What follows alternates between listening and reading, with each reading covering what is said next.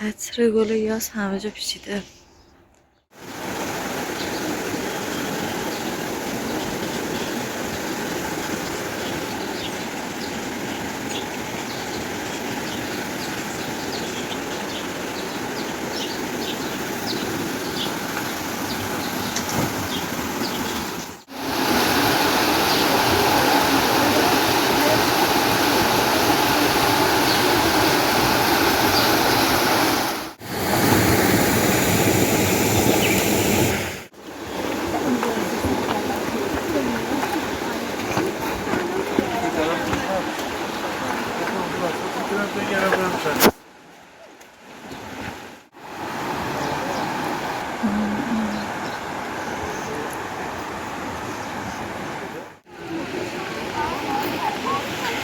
ایستگاه اول سرویس بهداشتی داره، خیلی راحت میتونید استراحت کنید، حتی چای و تنقلات و اینا هم داره.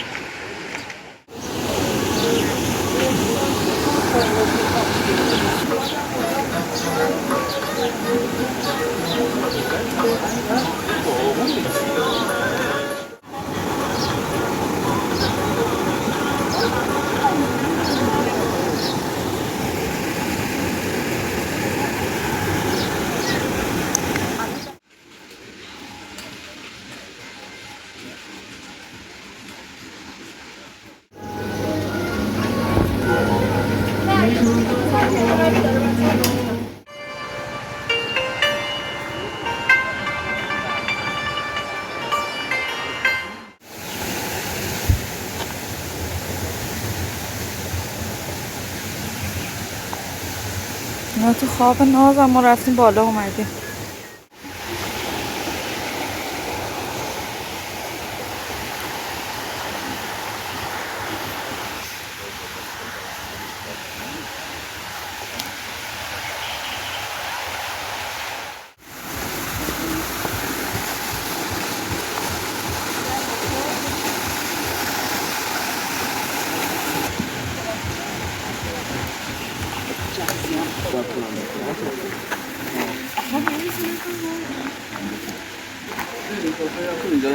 موسیر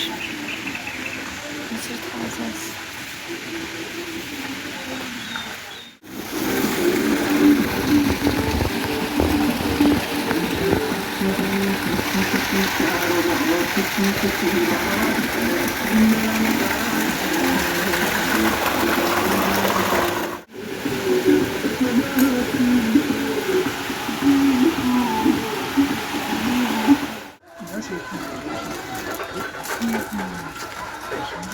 احسان رفته ببینه مسیر به جایی میرسه کوچه از چیه اصلا. اگه تو دل کوهه که بریم یه بار تجربه کنیم. همه این کوچه برای یه دونه خونه هست، یه دونه خونه اون بیا کشفش کردیم. امروز ساعت 4 بیدار شدیم، 4 و نیم از خونه زدیم بیرون. تقریبا ساعت 5 و 10 دقیقه اینا درکه بودیم. احسان امروز چندمه؟ امروز فکر کنم 26 اردیبهشت دیگه، آخرین جمعه اردیبهشت ماه ما اومدیم و میره برای خرداد. درکه امروز ما به سر رسید. اگه دوست دارین هر هفته حال و هوای درکه و طبیعت تهران رو ببینید و حس کنید، ما رو سابسکرایب کنید تا هر هفته ویدیوهای ما رو از دست ندید.